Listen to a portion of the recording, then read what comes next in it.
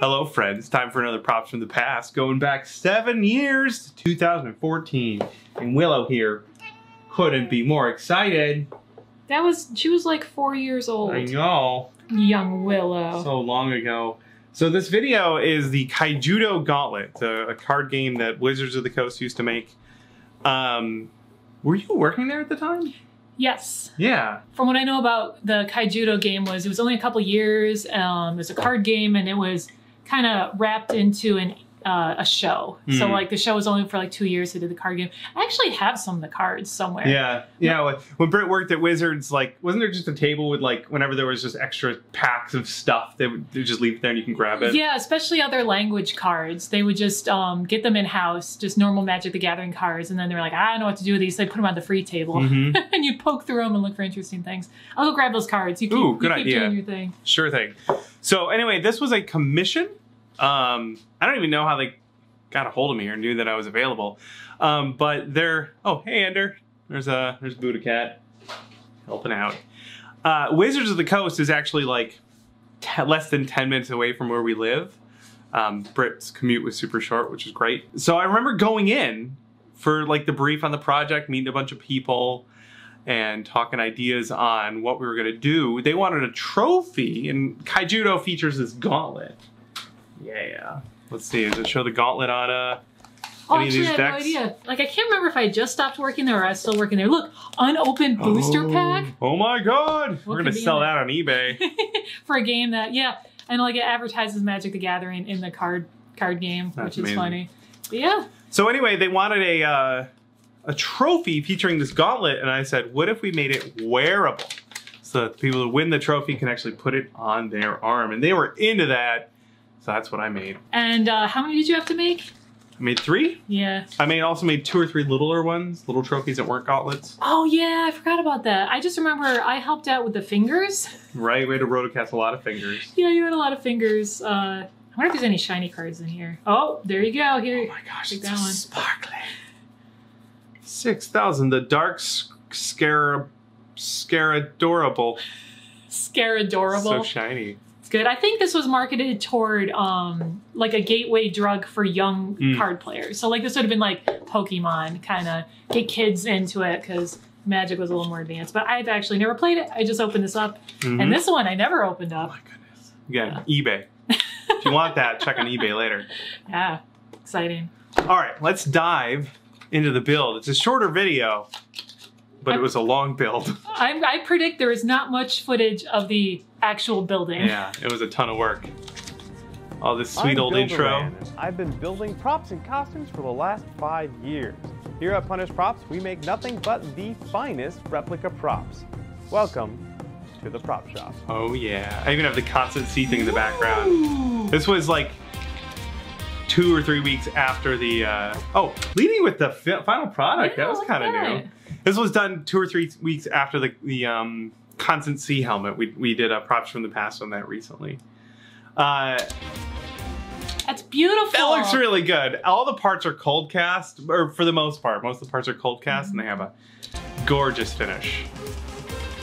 Hello, everybody. It's Bill Duran. Someone Nova in the shop Punish there. Props. It's really bright. Welcome to the prop shop.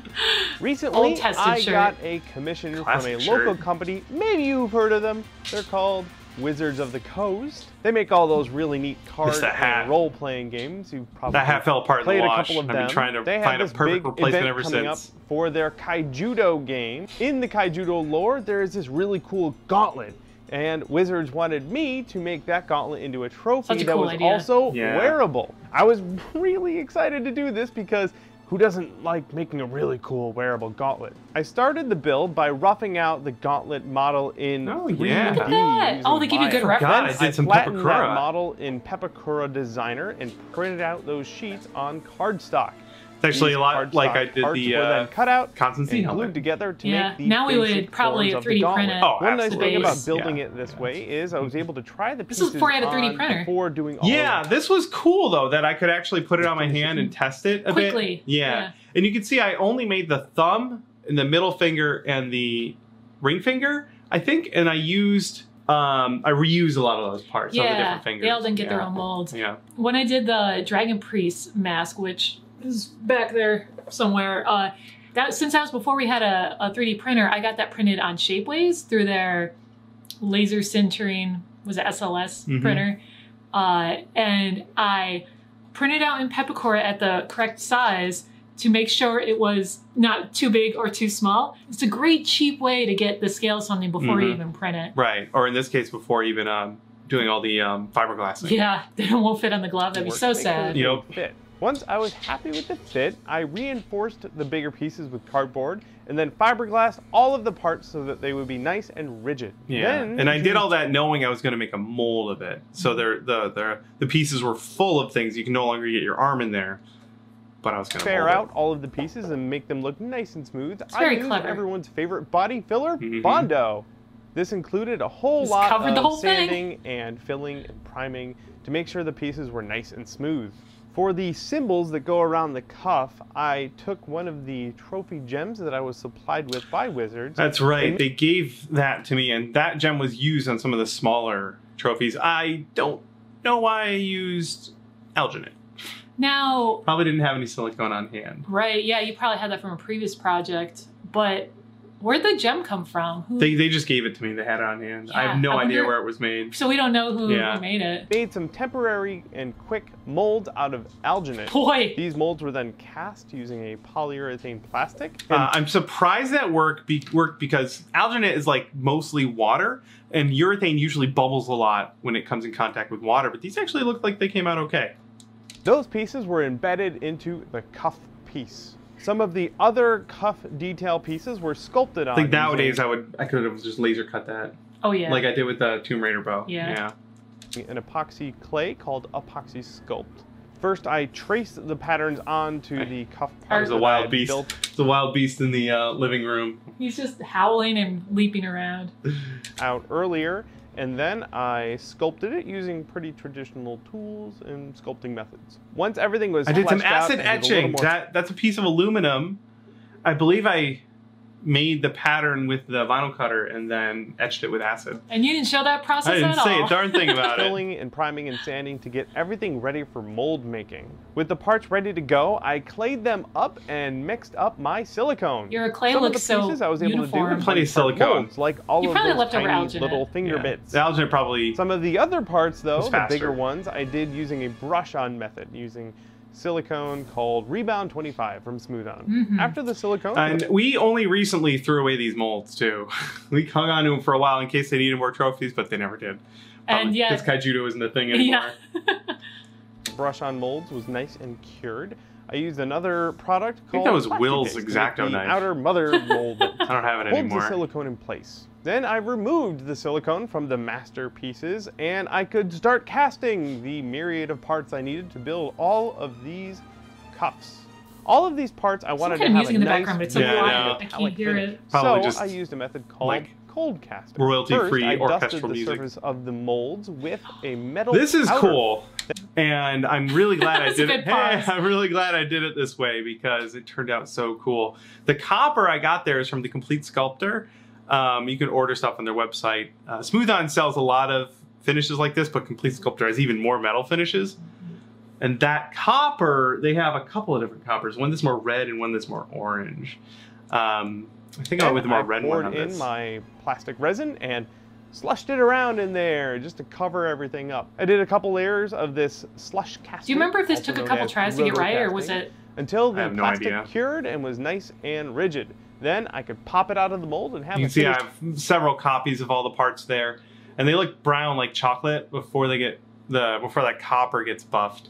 And then the other parts were done in brass. A piece that was hollow and could be worn. Due to the metallic powder in the outer layer of these plastic pieces, I was able to buff them down with steel wool and metal polish to bring out a real metal shine. Yeah. Some of the pieces that had different colors I've done any cold casting in a while. Needed to be painted, so I used a metal lacquer. First, the parts were masked off using tape, and then with my airbrush, I sprayed on the metallic lacquer. Yeah, these are those Testers. This is a company that makes them. They're metallizers. spray it on. It's a lacquer. It dries really fast, and you buff it, and it's a really nice metallic The finish. lacquer that I use is a buffable type. Oh, Yeah, meaning there you after go. tell you about about 10 it. minutes, you could buff it with a cloth, and it gets a really nice metallic Okay, shine. sound was Finally, two-tone. all of the So, pieces yeah. were done and ready to be put together. All of the finger bits were glued to some nice leather gloves. Didn't even show the finger bit making. Didn't show at all. any roto casting those finger bits. It There- took forever. It was a bunch of little cylinder molds, and I would put a little resin in each of them after they were cold cast, and then turn them on their side and just roll them. Mhm. And roll them all a bunch. Yeah. For comfort and mobility. And I also added some LEDs to those crystal Ooh, pieces. I forgot had. about that. As far as the larger parts are I don't even know concerned, if I knew those were that. just put I wonder where together these are using now. a 2-part epoxy. Finally, I sewed some nylon webbing onto those nice leather Wow. gloves. And those nylon webbing straps were then glued into the cuff pieces. After a quick test fitting, I proclaimed the gauntlets Yeah, finished. those look really good. Still All look really done. good. You chose a good That is underglove. the entire build. I also made bases. Didn't cover any of that. Those are pretty complicated. I believe they were built out of MDF and then molded and cast. Mhm. And then I had to painstakingly put graphics in each one of the little little windows. Here I can zip back a hair. Just a little bit. After a quick test fitting, I proclaimed the Pause it. gauntlets Put some upholstery finished. foam in there so it'll be Ta-da! comfortable. All done. The little windows, those yellow windows in the lower left, Mhm. all around. I had to cut those out and glue them in. And I think did you laser cut the black layered No. part? No, that part was cut out with a scroll saw. I think, I don't think we had the laser yet. yeah. Or it may have been out of. There was a little while where the laser was out of alignment. I couldn't fix it and I had to mail it back. That might have been it. It might have 'Cause, been it, yeah. I think I remember you cutting those all out by hand. Yeah. That's a lot of work. That is the Yes. entire build from start to finish. Hopefully you guys enjoyed that build. Man, I've done those a are in whole someone's bunch of house. other really Yeah, cool yeah, builds I would from love start to- to There's finish. probably You a can check kid Hear them from out whoever has on them. my Kid that channel won the or competition any of and, these uh, links It was way over too big for here. him. If you like Now this he's like one a whole lot, in make his sure you 30s. subscribe because I've got more full builds like Somehow this older coming than in the us now. future, Oh, as yeah. well as tips and tricks and chatting about, cosplay and all that really cool stuff. So once again, it's Builderand from Punished Props. Thank you again so much for watching, and I'll see you guys next time. That's it. Super fun build. The video does not indicate how long that took me, I recall. I know you were working on it around March because that was when Emerald City Comic Con was, and you had your Brogue hair, the That's dyed right. blonde hair for your Brogue costume. That's awesome. But yeah, who knows how long you spent on that? Anyway, that's done. I'm never going to make one of those again. The molds have been thrown away, and I'm okay with that. I think they turned out great. Thank you guys so much for hanging out with us today. I hope you enjoyed this look into down memory lane. And thanks so much for the support. Please keep it up. And we'll see you next week with some more shenanigans. See you, gang. See ya.